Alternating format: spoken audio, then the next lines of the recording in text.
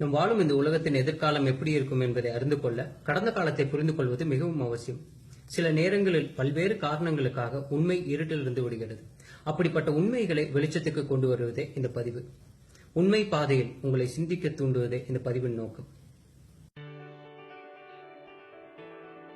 ஜல்லிக்கட்டு ஆதரவாளர்களை 2 வகையா பிரிக்கலாம். ஒன்னு, நம்ம கலாச்சாரத்தையும் பாரம்பரியத்தையும் பாதுகாக்கணும்னு ஆதரிக்கிறவங்க. 2, நாட்டு மாடு அழிஞ்சிடக்கூடாது, ஏட்டுப்பால் நமக்கு கிடைக்கணும், வியாபாரம் வர்த்தகம்னு ஆதரிக்கிறவங்க. நம்ம கலாச்சாரம் பாரம்பரியம் அழிஞ்சிடக்கூடாதுன்னு ஆதரிக்கிறீங்களா? அப்படின்னா நான் உங்களை பாராட்டுறேன். நானும் உங்கள ஒருவன் தான். நம்ம கரகாட்டம், ஒயிலாட்டம், காவடி ஆட்டம், பொய்க்கால் குதிரை, கூத்து, பொம்மலாட்டம், புலியாட்டம், இந்த மாதிரி இன்னும் எவ்வளவோ சொல்லலாம். அது மாதிரி பல கலைகள் அழிஞ்சிட்டு வருது. அதே மாதிரி நம்ம வீர விளையாட்டான ஜல்லிக்கட்டும் அழிஞ்சிடக்கூடாதுன்னு நினைக்கிறேன். இப்ப நம்ம ஜல்லிக்கட்டு தடையா இருக்கிறது பீட்டாங்கிறது ஒரு சின்ன எதிரி தான். நான் திரும்பவும் சொல்றேன், ரொம்ப ரொம்ப சின்ன எதிரி தான். இதே போலதான் ஸ்பெயின்ல புல் ஃபைட்டிங்கிற ஒரு விளையாட்டை தடை செய்ய சொன்னாங்க. அந்த நாட்டோட நீதிமன்றம் என்ன சொல்லிச்சு தெரியுமா? ஸ்பெயினின் பாரம்பரியம் மற்றும் அரசியல் அமைப்புக்கு விரோதமானதுன்னு சொல்லி அதை தடை பண்ணல. அப்ப நம்ம கலாச்சாரத்தை ஒரு வெளிநாட்டு அமைப்பு, அதாவது அமெரிக்கால தலைமையகம் வச்சு செயல்படுற ஒரு அமைப்பு தடை செய்யறதா? அமெரிக்கா தான் உலகத்திலேயே அதிகமா மாட்டு இறைச்சி இறக்குமதி செய்யற நாடுங்கிறத நான் இப்ப சொல்லிக்க விரும்புறேன். அப்படிப்பட்ட பீட்டாவே சின்ன எதிரினா நம்ம பெரிய எதிரி யாரு? சொல்றேன் கேளுங்க. நாட்டு மாடு அழிஞ்சிடக்கூடாது, ஏட்டுப்பால் வியாபாரம் வர்த்தகம்னு சொல்லி ஜல்லிக்கட்டு ஆதரிக்கிறீங்கன்னா சில உண்மைகளை நீங்க தெரிஞ்சுக்கணும். உலகிலேயே அதிக பால் மற்றும் பால் பொருட்களை உற்பத்தி செய்யற நாடுகள்ல முதல் இடத்துல இருக்கிறது இந்தியா.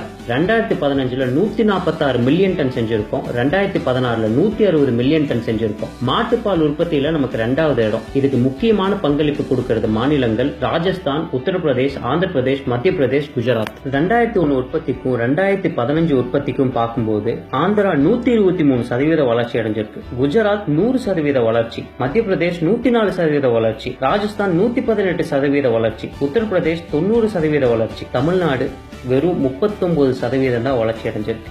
ஏன்? ஒருவேளை நாட்டு மாடுகளை காப்பாத்திருப்பாங்களோ? இல்லவே இல்ல. 100 வருஷத்துக்கு முன்னாடி 130 நாட்டு மாடு இனங்கள் இந்தியாவில இருந்துச்சு. ஆனா இப்ப வெறும் 37 இனங்கள் தான் இருக்கு. தமிழ்நாட்டுல ஆவணமா இருப்பது ஆலம்பாடி, காங்கேயம், புள்ளிக்குளம், உம்பளச்சேரி, பரப்பூர், மலைமாடுங்கிற 6 மாடு இனங்கள் தான். அதுலயும் புள்ளிக்குளம் வேகமா அழிஞ்சிட்டு வருது.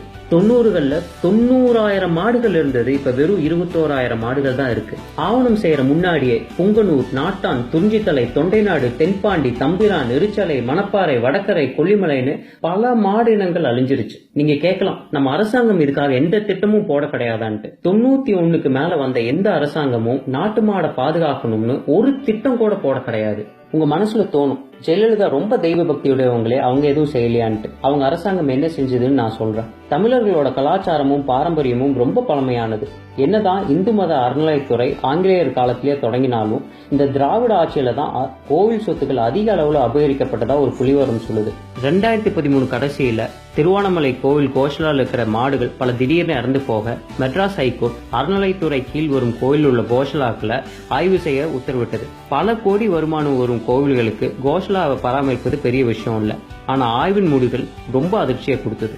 கோவிலில் மக்கள் காணிக்கையா கொடுக்கிற மாடுகளின் நிலை ரொம்ப மோசமாக இருந்தது. மாடுகள் பல நாள் பட்டினி போடப்பட்டு இருந்தன. மாடுகளால நடக்கவோ சாப்பிடவோ கூட முடியல. சில காட்சிகள் ஏதோ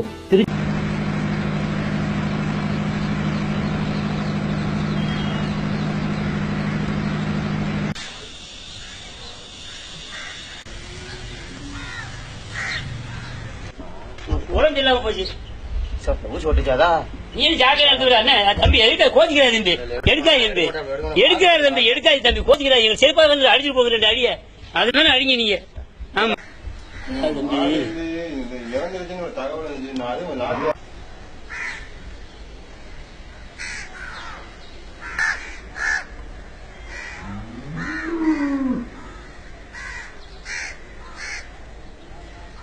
திருச்செந்தூர் முருகன் கோவிலுக்கு காணிக்கையாக வந்த 5389 மாடுகள் காணவில்லை. ராமேஸ்வரம் சரங்கப்பள்ளி பெருமாள் கோவில், சுவாமிமலை முருகன் கோவில், ஸ்ரீரங்கம் கோவில்களுக்கு காணிக்கையாக வந்த பல ஆயிரம் மாடுகள் பற்றி எந்த விவரமும் கோயில் அதிகாரிகளிடம் இல்லை. இந்த மாடுகள் அனைத்தும் அடிமாட்டுக்கு கொடுக்கப்பட்டதாக ஆய்வின் முடிவுகள் கூறின. 2008 $1,39,27,176 ரூபாய் செலவில் 240 ஏக்கரில் பழனி கோவில் அருகே கட்டப்பட்ட கோஷலாவில் 2014 ஆய்வின் போது அங்கு வெறும் 6 மாடுகளே இருந்தன. மக்களால் நான், மக்களுக்காகவே நான் என்று கூறியவரும், நீங்கள் என்னை கடலில் தூக்கி எறிந்தாலும் கட்டுமரமாகவே தான் மிதப்பேன் என்று சொன்னவரும் நம் நாட்டு மாடுகளை பாதுகாக்க தவறிவிட்டனர். இப்ப நம்ம பெரிய எதிரி யாருன்னு உங்களுக்கு தெரிஞ்சிருக்கும். பீட்டா இந்தியாவுக்குள் வந்தது 2000 தான். ஜல்லிக்கட்டுக்கு தடை விதிச்சது 2011 தான். நம்ம அரசாங்கம் நினைத்திருந்தால் தண்ணீர் பிரச்சனையை முடித்திருக்கலாம், விவசாயிகளையும் விவசாயத்தையும் காப்பாற்றி இருக்கலாம், நாட்டு மாடு அழிவை தடுத்திருக்கலாம், வெளிநாட்டு அமைப்புகளை தடை செய்திருக்கலாம், ஜெர்சி மாடின் வரவை தடுத்திருக்கலாம், ஜல்லிக்கட்டை நடத்தி நம் கலாச்சாரத்தையும் பாரம்பரியத்தையும் பாதுகாத்திருக்கலாம். செய்ய தவறிவிட்டார்கள். நமக்கு தேவை நல்ல அரசாங்கமே. இனி நாம் என்ன செய்யலாம்? பால்துறை வளர்ச்சிக்கு 2 அமைச்சர்கள், நல்ல படித்த துடிப்பான இளைஞர் மற்றும் அனுபவமிக்க விவசாயி. நாட்டு மாட்டின் அழிவை தடுப்போருக்கு தமிழ்நாட்டின் மிக உயர்ந்த விருதை தந்து கௌரவப்படுத்த வேண்டும். நாட்டு மாடு அழிவை தடுக்கவும் பால் உற்பத்தியை அதிகப்படுத்தவும் சிறப்பு ஆராய்ச்சி மற்றும் வளர்ச்சித்துறை, அதாவது R&D உருவாக்க வேண்டும். காடுகளில் ஆரோக்கியமான மற்றும் தரமான புல் உற்பத்தி செய்து நாட்டு மாடு வைத்திருக்கும் விவசாயிகளுக்கு மாட்டு தீவனமாக இலவசமாக தர வேண்டும். கோவில்களில் காணிக்கையாக வரும் மாடுகளை சீமன்பட்டி கோஷலாவுக்கு கொண்டு வந்து HRNCE அறநிலையத்துறை பராமரிக்க வேண்டும். செய்ய தவறும் அதிகாரிகளை கடுமையான சட்டம் மூலம் தண்டிக்க வேண்டும். ஜல்லிக்கட்டை எதிர்க்கும் அமைப்புகளை பாரம்பரியம் மற்றும் அரசியல் அமைப்பிற்கு விரோதமான அமைப்புகள் என்ற சட்டத்தின் கீழ் தடை செய்ய வேண்டும். பள்ளிக்கூடங்களில் விவசாயத்தை கட்டாய கல்வியாக்க வேண்டும். ஜல்லிக்கட்டின் போது வெளிநாட்டு சுற்றுலா பயணிகளை ஈர்த்து வரும் வருவாயை நாட்டு மாட்டு வளர்ச்சிக்கே பயன்படுத்த வேண்டும். நாட்டு மாடு வளர்ப்புக்கு என்று சிறப்பு வங்கி கடன் வழங்கப்பட வேண்டும். இப்படிக்கு உங்கள் அசோக் ஸ்ரீநிதி மற்றும் சதீஷ். இனிய பொங்கல் நல்வாழ்த்துக்கள். வந்தே மாத்திரம். ஜெய் ஹிந்த்.